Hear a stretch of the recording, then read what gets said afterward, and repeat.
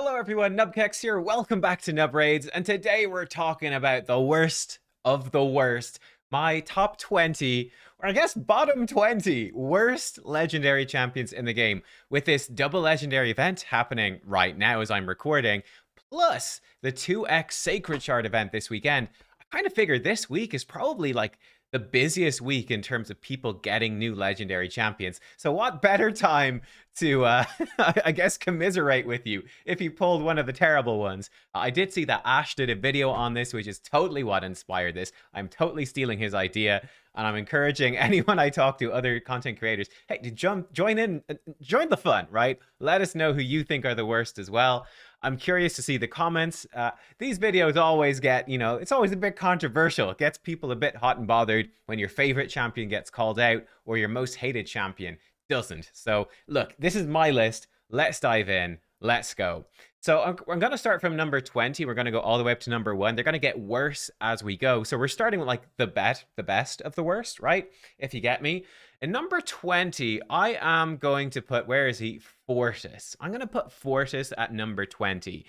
There's a bunch of stuff about Fortis's kit that's really wonky, right? So first of all, the damage scaling, damage of the skill increasing by 10% every time a fear, true fear, doesn't happen. It doesn't work like that. It used to, and then they bug fixed it, and it doesn't anymore.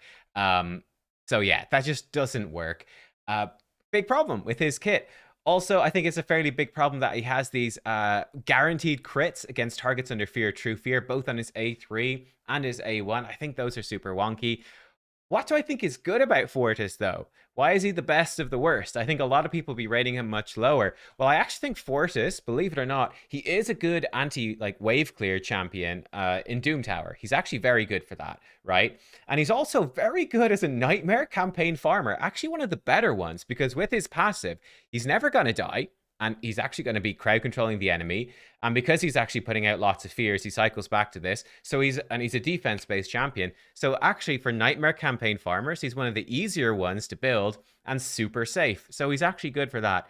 Is that what you want out of your Void Legendary, though? No, not really. Will this champion be buffed in the future? Yeah, I actually hope that he will be. I think there's a decent chance that he might be. What I would like to see is come in, remove this always critting against enemies under fear. Let's just accept we're going to build him 100% crit rate. Okay, I think make his A2 an irresistible true fear, just in general, just baseline, so we can just build him pure damage and he can still put out the true fears. Maybe have his passive put a true fear in all enemies. That might be good. 100% chance perhaps true fear in all enemies. And yeah, I don't know, maybe fix the scaling on this so it hits a bit harder, something like that. I think you'd have a solid Void Legendary. So he's not awful, but he's pretty dodgy. His kit is definitely a bit of a mess, and he could use a buff. Next up then, guys, I'm going to actually rate 19th position. Where is he? Rafmatab. Both of these champions actually were previous guaranteed champions. Rafmatab coming in. Again, I think he's one of the weaker ones in the game, but he's, again, not entirely useless. He does have a nice aura, 60 in all battles, and he does bring in increased resistance. Sort of the problem that you run into here, number one, reflect damage is kind of rubbish. Number two, the increased resistance is up for 2 turns on a 4-turn cooldown. So having that up consistently is actually tough to do. I mean, that being said, I have seen some really successful Hydra teams running Rafmatab with 2 buff extenders so that increased resistance is always up. I don't think it's as good or as easy to do as an Oella-based team, for example, who keeps increased resistance up the whole time just by herself. But it can work, and he also brings in an AoE with Provoke. I think he can also solo Bommel because of this block damage. But yeah, I think he's a little bit clunky. He's not the best. You have to put in, I think, quite a lot of work to make Rafmatab work, which I think for most people is going to be a bit underwhelming, but he is usable.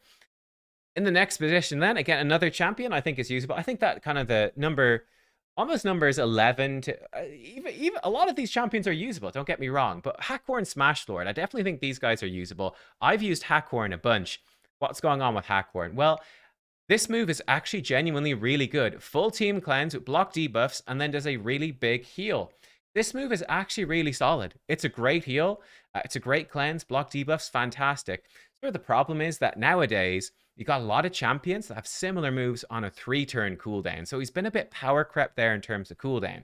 That's a minor drawback, but it is a drawback. The bigger drawback is his other two moves kind of suck. He's got an okay chance to stun here, but kind of awkward to build him with enough accuracy. It's not great. And then this move here, Blood Offering, his A3, it just doesn't really do much damage at all. This 4-turn cooldown, always a normal hit, sacrificing his max HP. It just doesn't hit very hard. It's pretty pants. So yeah, again, with Hackhorn, I think this guy could be really good. What I would do with him potentially in terms of buffs, maybe reduce this to a 3-turn, probably just upping the damage on Blood Offering, and that would be fine. Maybe make this an AoE A1, right? And then suddenly this champion becomes actually super powerful. But like I said, he's pretty usable just for the cleanse and the heal right now, but definitely sort of been power crapped. Actually, next up in the same faction, a champion that is usable but not amazing is Warchief. What's nice about Warchief, I think you can use this guy unbooked, so that's kind of nifty, right? He comes in with a provoke for 3 turns on a 3-turn cooldown. Permanent provoke if he's fast enough. So you can use him to permanently lock down the Magma Dragon. You can use him to permanently provoke the Head of Decay in Hydra. Downside is, if you do bring him to do that, it's good for Magma Dragon, but for Hydra, he doesn't really do anything else, right? He's reflecting damage back, but it's really not much at all. He's got this triple hit A1 with chance to provoke, but it's pretty pants. Like, he just doesn't really do anything else. He's just kind of there.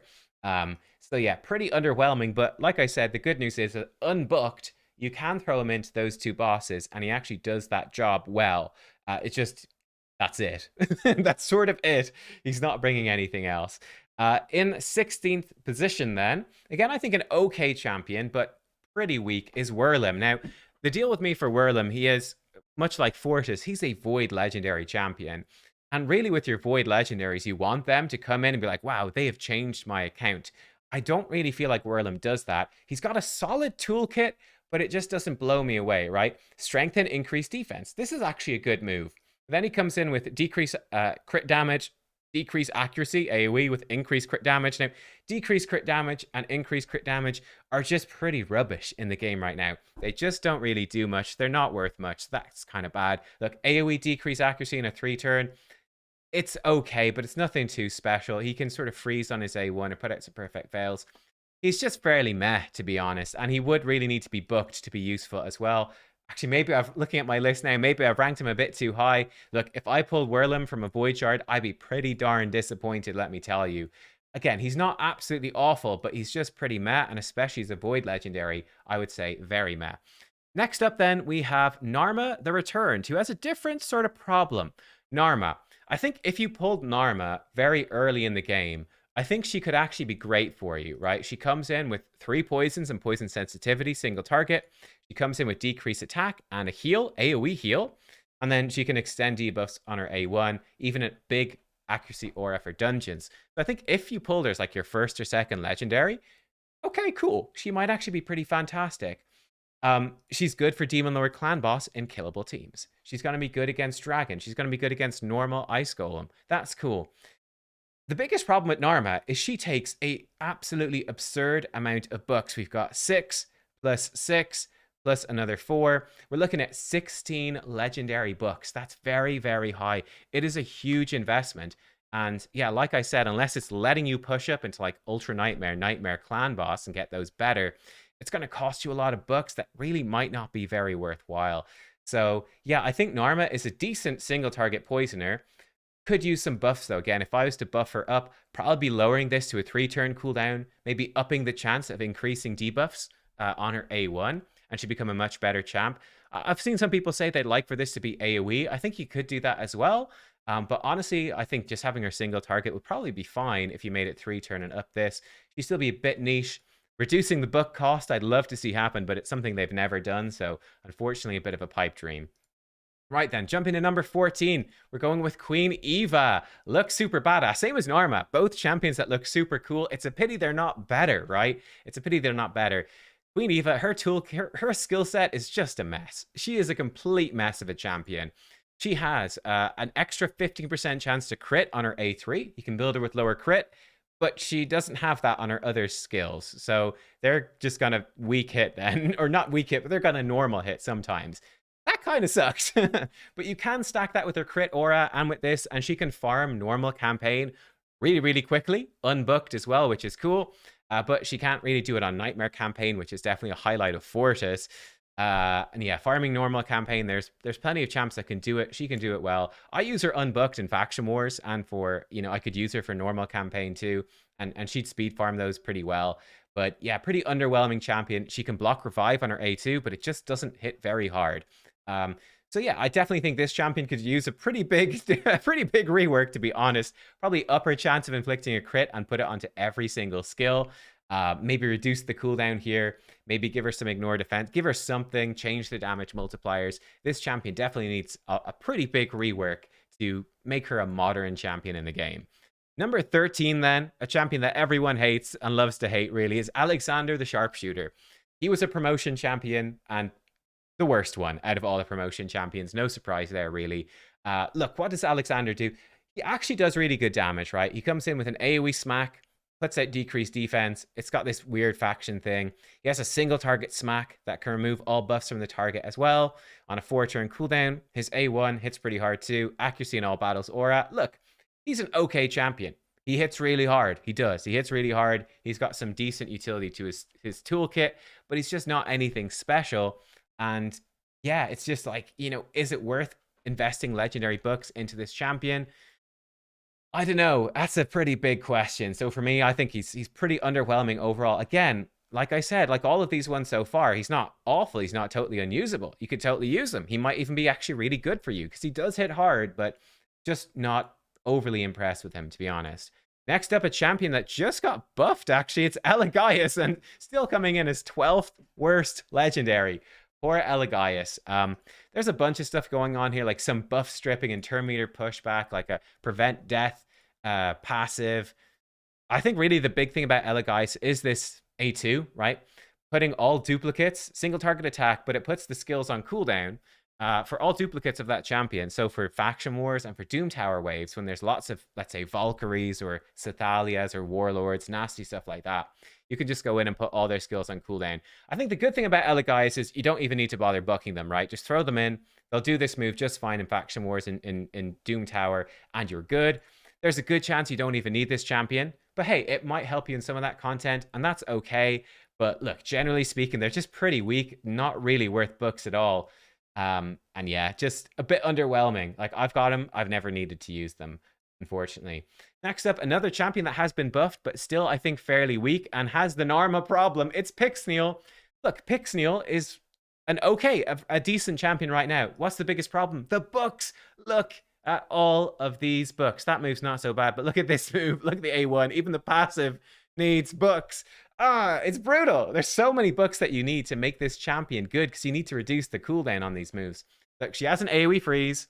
She has an increased defense with continuous heal that can also attack enemies under freeze and weaken them. Like, they're good moves. Her passive's pretty all right too, that she gets turn meter whenever an ally is frozen.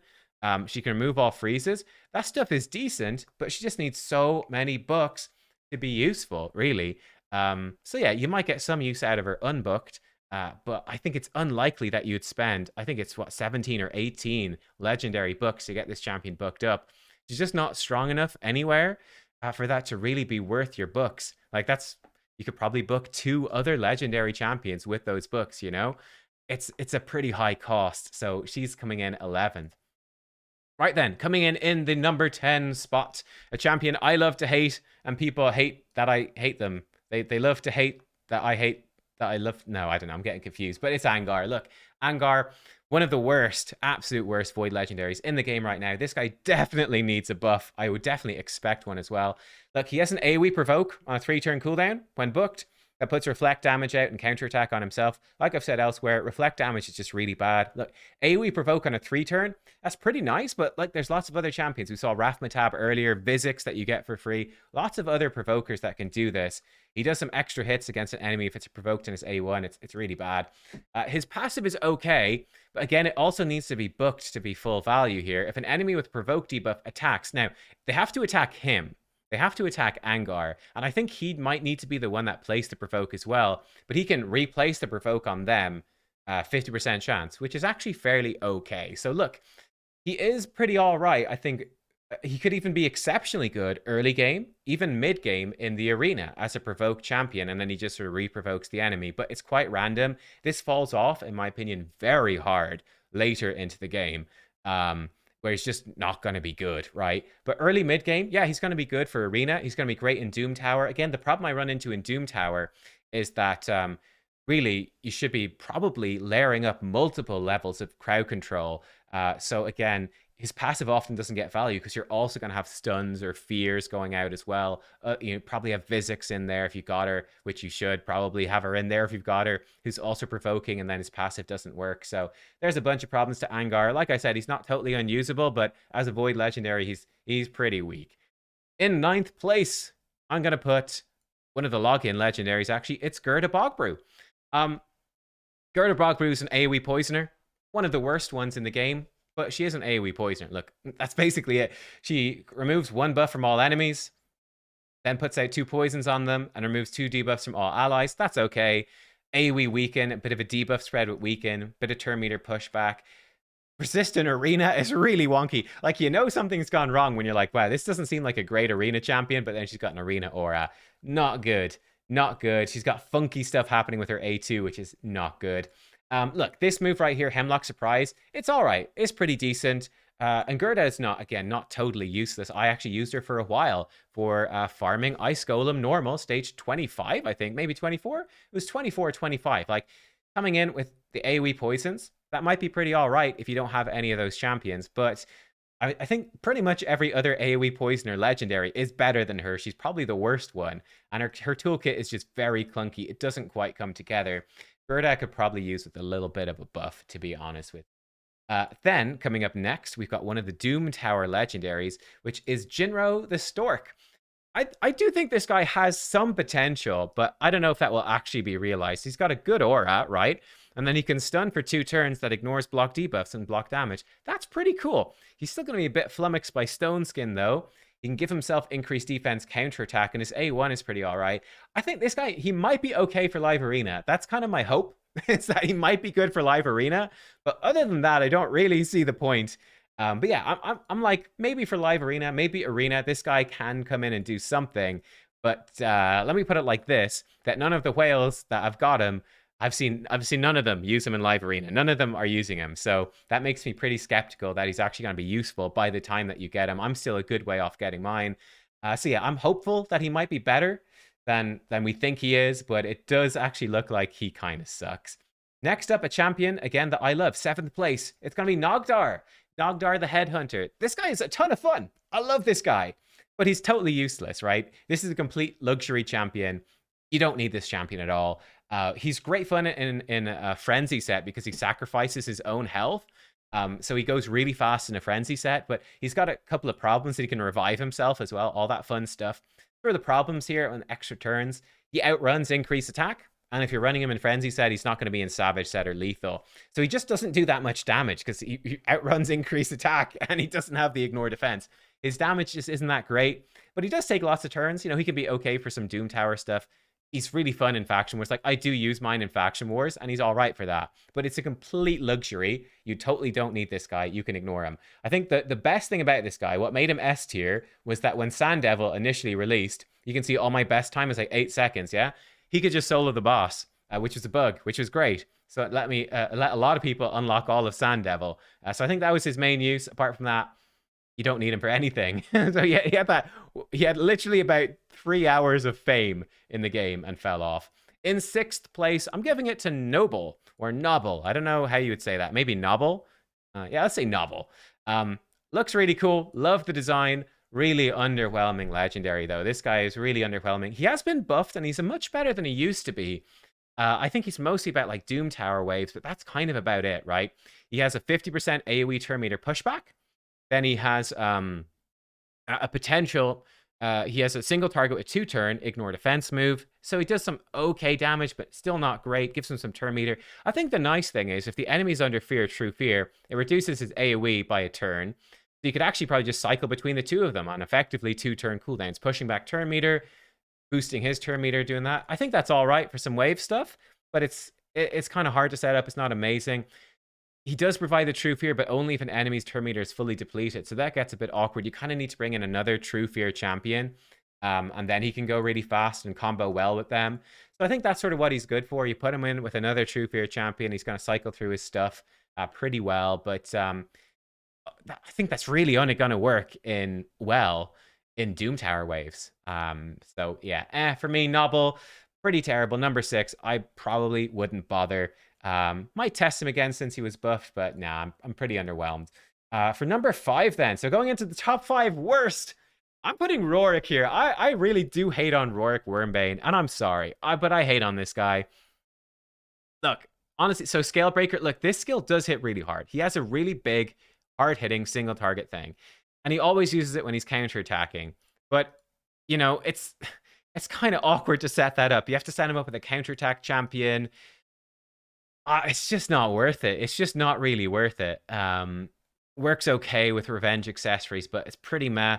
He does have, you know, a stun that can do, if it fully depletes a target's turn meter, he can do an AoE stun. So that's okay, but yeah, look, this champion is just kind of meh. There's much better AoE crowd control champions that you get even for free for Doom Tower, like Archmage Helmet, like Scylla the Drakes, Physics. They're all better than this guy.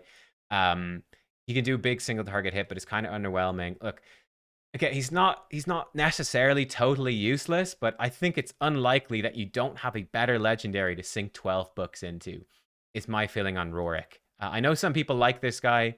I really don't like this guy. I think he's pretty bad. Next up, in 4th place, a legendary that is definitely very bad.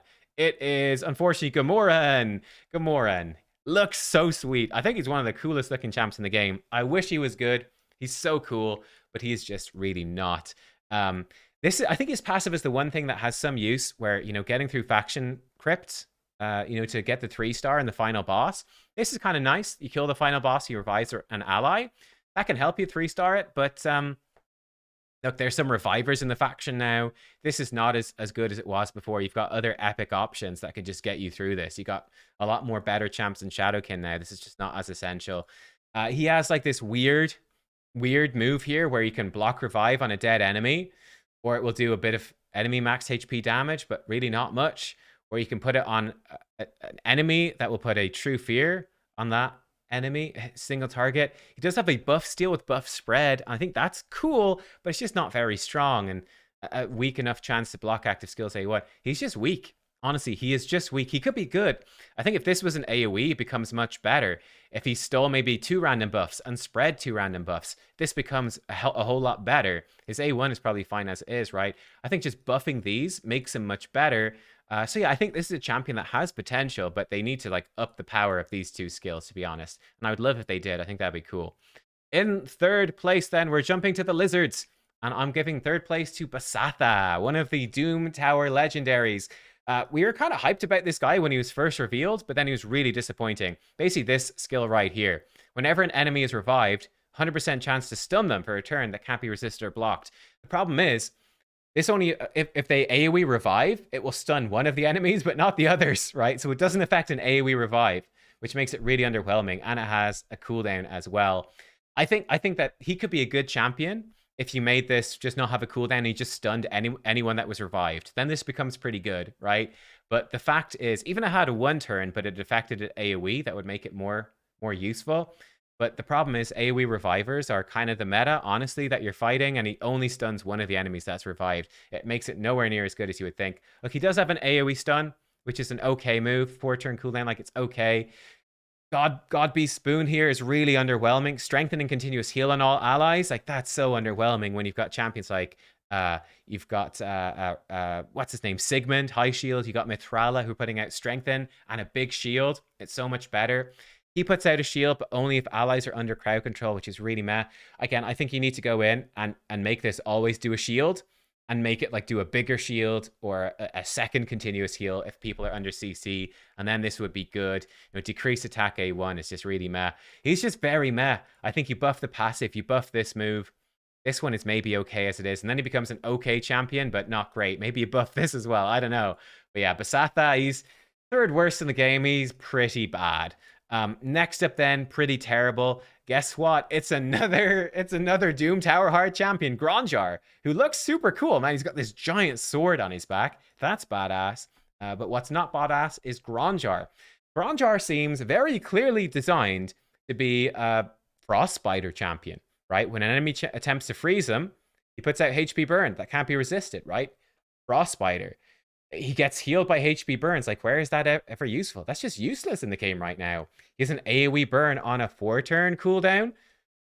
Yikes. Like, Skrank the Void Epic is better than that. That's just terrible. This move sucks, really? This A1 really sucks? This champion just sucks. Like, legitimately, this champion is awful. Because he's Doom Tower hard. Right? Who in the game is going to... It takes you probably at least 2 years to get this champion. Who is going through and clearing the secret rooms in Doom Tower hard for 2 years, yet somehow cannot put together a team for Frost Spider? It's just not possible. It's not possible. I think the only legitimate reason I can think of for this guy's existence even is that they are planning like a hard mode Doom Tower at some point, and that maybe he's going to be good against like the hard mode Frost Spider. Kind of like they've done hard mode dungeons. Like, that's the only way he could redeem himself. But even then, I think he's still gonna be bad. I think he looks cool, so that's nice. But man, this champion is just terrible. Really, really bad. And then the number 1 spot, it's another Doom Tower hard legendary, and it's gonna be Chromax Moonblood. Again, he looks freaking sweet. Like, look at that cape. It looks so badass. But champion is so bad. He's so bad. So look, he's got a 4-turn AoE provoke decrease accuracy. Like, it's all right, but it's really not good. It should really be a 3-turn, and then it's just okay. He has a single target block buffs with a bit of turn meter fill. Like, come on. He has a single target decrease attack. He can put hex on enemies that hit him. This champion is just so underwhelming. Yeah, I think to make this guy better, you need to probably make this a 3-turn. You probably need to make this an AoE.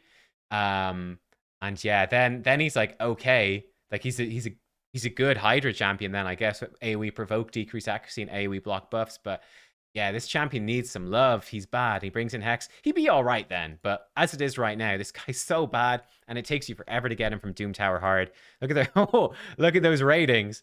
Pretty much deserved. Like, this guy just sucks. So look, there you go. They're my top 20 worst legendaries in the game. Do you agree? Do you disagree? I'm sure you disagree on some of them, because how could you not, really? It's quite an opinion-based thing, and the rankings are obviously very opinion-based as well. But yeah, let me know what you think. I tried to give some of the positives for some of these champions as well, for how they might be improved in the future, what their outlook is for being buffed, some champs that are good without books, or sort of the niches they're useful for. Because, you know, a lot of these champions, even most of them, are not entirely useless. I think the top 3 champions here pretty much are entirely useless, but the other ones are not entirely useless. Like, there's either some fun thing they could do or some very niche thing they could do for some people. So that's nice to see, but on the whole, I still think that these are the worst legendaries in the game. All of them could use a buff. They could all use some love, and no one would complain. But there you go. Let me know what you think. Thank you for watching. I hope that you've enjoyed, and I will see you all next time. Goodbye.